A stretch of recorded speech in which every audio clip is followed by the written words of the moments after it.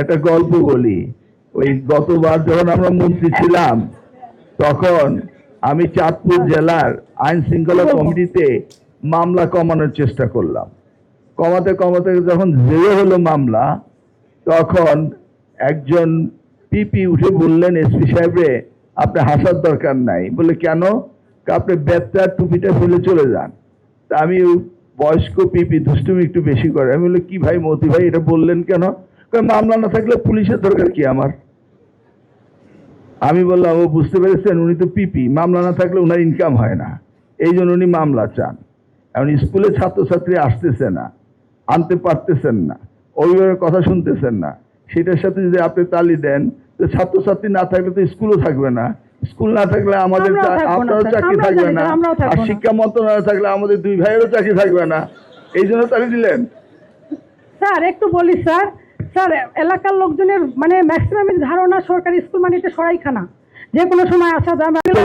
হচ্ছে আপনার শিক্ষকতার আর্ট।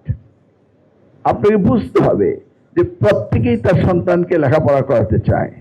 ওই টাচি জায়গাটায় আপনাকে রিকভার করতে হবে, ওই টাচি জায়গাটায় মাকে বুঝাতে হবে।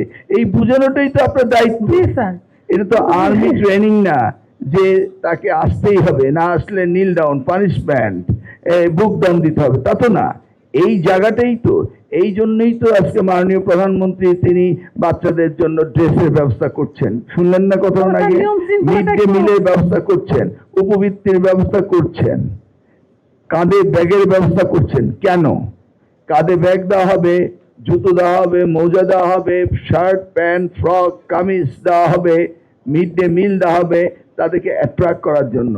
একটা নিউ জেনারেশনকে আমাদের অ্যাট্রাক্ট করতে হবে এই দেশকে চেঞ্জ আনতে হলে। এটা বুঝতে পেরেছেন?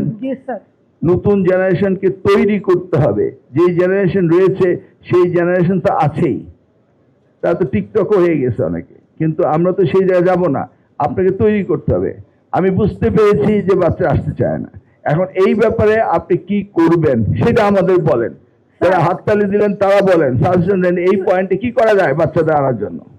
স্যার আমি বলবো স্যার। হ্যাঁ বলেন, সেটা বলেন। আমি স্যার যেটা আমার সাথে যে স্কুলটা মানে বাচ্চা গেছে, আমার নোটিশ দেওয়া ছিল, কিন্তু মানে এইগুলোর কারণে কিন্তু খুব স্যার সচেতন যে বাচ্চা এসে ঘুরে গেছে এটার জন্য ফোন দেয়। মানে তাদের সাথে আমার সম্পর্কটা অনেক ইজি স্যার। অভিভাবক মিটিংয়ে স্যার আমি থাকি, কিন্তু সমস্যা হচ্ছে স্যার যখনই আমার স্কুলের একজন ভালো শিক্ষার্থী তৈরি হচ্ছেন উনি পাশের কোথাও ভালো স্কুলে চলে যাচ্ছেন, চলে যায় স্যার। তো আপনার দুঃখ হওয়ার কোনো কারণ নেই, সুখ হবে আপনার, আপনি তৈরি করতে পেরেছেন। এই হচ্ছে আপনার। টিচারদের বলি স্যার যে আপনি আমি যেমন চাই আমার সন্তান ভালো জায়গা পড়ুক, ও বাপমাও তাই চায়।